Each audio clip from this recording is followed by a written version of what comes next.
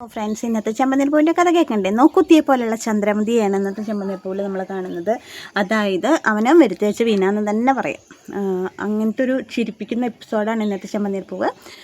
Revathi Sachin dance കളിക്കാൻ പോയി, dance പഠിക്കാൻ പോയപ്പോൾ അവരേനെ പുച്ഛിച്ച് പറഞ്ഞയക്കുന്നു. ചന്ദ്രമതി അല്ല, നമുക്കൊരു കൈ നോക്കാം, ഞങ്ങൾ ഡാൻസ് കളിച്ചിട്ട് ഇഷ്ടമായില്ലെങ്കിൽ അമ്മ എടുക്കണ്ടെന്ന് പറയുന്നു.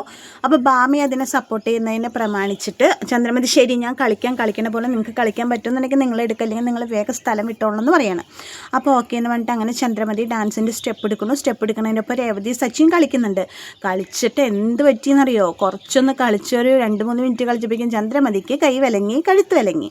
പിന്നെ ചന്ദ്രമതി നോക്കുത്തിയപ്പോൾ നിപ്പാണ്. അപ്പോൾ ഡാൻസ് അപ്പോൾ ചന്ദ്രമതി നിർത്തിയപ്പോൾ നിർത്തി. നന്നായിട്ടുണ്ട് രേവതി എന്നൊക്കെ പറഞ്ഞിട്ട് സച്ചി രേവതിനെ അഭിനന്ദിക്കുന്നു. പിന്നെ നോക്കുമ്പോൾ ചന്ദ്രമതിയുടെ അനക്കുള്ളിൽ നോക്കുമ്പോൾ അമ്മയെന്ന് പറഞ്ഞിട്ട് കയ്യും വിരുത്തി വെച്ചിട്ട് നോക്കുത്തിയെ പോലെ നിൽക്കുന്ന ചന്ദ്രമതി, പാടത്ത് വെച്ച് കോലം പോലെ നിൽക്കുന്ന ചന്ദ്രമതിയാണ് നമ്മൾ അവിടെ കാണുന്നത്. അപ്പോൾ അയ്യോ എന്താ അമ്മ, എന്ത് പറ്റി ചോദിച്ചപ്പോൾ എനിക്ക് വിലങ്ങി, എൻ്റെ കൈ അനക്കാൻ വയ്യേ, തല അനക്കാൻ വയ്യേ എന്നൊക്കെ പറഞ്ഞിട്ട് ചന്ദ്രമതി ഗംഭീര കരച്ചിലായി. അപ്പോൾ രേവതി പറഞ്ഞു, സച്ചേട്ടാ ഇത് കളിയല്ല, നമുക്ക് അമ്മയെ ഹോസ്പിറ്റലിൽ കൊണ്ടുപോകാന്ന് പറയുമ്പോൾ ബാമ പറയും, നിങ്ങളൊരു കാര്യം ചന്ദ്രനെ വീട്ടിൽ കൊണ്ടുവെക്കോ, ഞാനൊരു വൈദ്യരുണ്ട്, അവരേനെയും കൂട്ടിയിട്ട് വരാമെന്ന് പറയും. അപ്പോൾ ശരി എന്ന് പറഞ്ഞിട്ട് അങ്ങനെ. പക്ഷേ എങ്ങനെ കാറിൽ കയറ്റും? കൈ രണ്ടും പാടത്ത് നോക്കുത്തി പോലെ അല്ലേ നിൽക്കുന്നത്. എന്നിട്ട് എങ്ങനെയൊക്കെയോ അവർ പിടിച്ച് കാറിൽ കയറ്റുമ്പോഴും ചന്ദ്രമതിയുടെ ഒരു കൈ പുറത്തേക്ക് തന്നെയാണ് കേട്ടോ. അപ്പോൾ വഴിയിലൊരു ചേട്ടൻ ഒരു പെൺകുട്ടിക്ക് പ്രണയാഭ്യർത്ഥനയുമായിട്ട് ഒരു റോസാപ്പൂ ഒക്കെ കൊടുക്കാൻ നിൽക്കുന്ന സമയത്താണ് ചന്ദ്രമതിയായിട്ട് സച്ചിയുടെ കാറ് വരുന്ന. ചന്ദ്രമതി അയാളെ അടിച്ച് തെറിപ്പിക്കുകയാണ് ഈ കൈ കൊണ്ട്. കാരണം കൈ കാറിന് പുറത്താണല്ലോ. അത് കഴിഞ്ഞു അങ്ങനെ ഒരു ചന്ദ്രോദയത്തിലെത്തി കാറ് എങ്ങനെ തുറക്കും, എങ്ങനെ ചന്ദ്രമതിയെ പുറത്തിറക്കും. അപ്പോൾ സച്ചി പറയും, ഒരു കാര്യം ചെയ്ത് മാറണവരെ അമ്മ കാറിലിരുന്നോട്ടെ, ഫുഡൊക്കെ ഇങ്ങോട്ട് കൊടുന്നു കൊടുക്കാം എന്ന് പറയാണ്.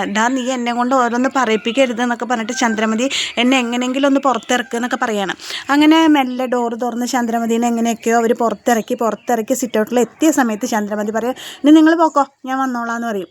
വന്നോളാന്ന് പറയുമ്പോൾ ഞങ്ങൾ പിടിക്കാറുമ്പോൾ വേണ്ടാന്ന് പറഞ്ഞില്ലേ പറഞ്ഞിട്ട് വിനയനെ ആട്ടി വിടും. അപ്പോൾ ശരി പറഞ്ഞ് സച്ചി രേവതി അവിടെ നിന്ന് അകത്തേക്ക് കയറി പോരുമ്പോൾ ചന്ദ്രമതി ഇങ്ങനെ ശരിക്കും പാടത്ത് നോക്കുത്തി പോലെ അങ്ങനെ 2 കൈയും വിരിച്ചിട്ട് നിൽക്കുന്ന സമയത്ത് രവീന്ദ്രൻ വന്നിട്ട്, എൻ്റെ ചന്ദ്രയെ, നിൻ്റെ ഫോട്ടോഷൂട്ട് ഇതുവരെ കഴിഞ്ഞില്ല, എത്ര ഫോട്ടോ എടുത്താലാ നിനക്ക് മതിയാവുക, എന്താ ചന്ദ്രയെ നീ ഇങ്ങനെ നിൽക്കണം, വായോ അകത്തേക്ക് വാന്ന് പറഞ്ഞിട്ട് രവീന്ദ്രൻ വന്ന് വിളിക്കുകയാണ്.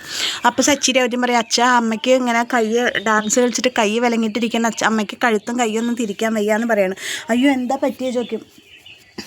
അപ്പോൾ അമ്മ ഞങ്ങൾക്ക് ഡാൻസ് കാണിച്ചു തന്നതാണെന്ന് പറയുകയാണ് സച്ചി രേവതിയും കൂട്ടിയിട്ട്. ഭാഗത്തേക്ക് ഇരുത്താം, ബാമേൻ്റെ വൈദ്യരെ കൊണ്ടുവരാമെന്ന് പറഞ്ഞിട്ടുണ്ട് പറയുന്നത്. ഭാഗത്തേക്ക് ഇരുത്താന്ന് പറഞ്ഞിട്ട് അങ്ങനെ മെല്ലെ പിടിച്ചിട്ട് ചന്ദ്രനെ പിടിച്ച് സെറ്റിയിൽ ഇരുത്തണം.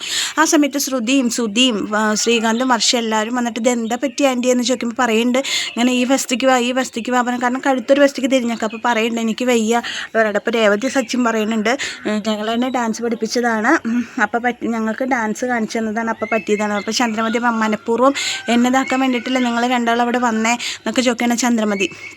അപ്പം അതൊന്നല്ല, അമ്മ ഇന്നലെ ഡാൻസിന് കുട്ടികളൊന്നും ഇല്ലാത്തതിൻ്റെ സങ്കടത്തിലിരിക്കുന്നത് കണ്ടപ്പോൾ ഞങ്ങൾ ഇന്ന് അമ്മേനെ ഒന്ന് സഹായിക്കാമെന്ന് ചോദിച്ചിട്ട് ഞങ്ങൾ വന്നത്.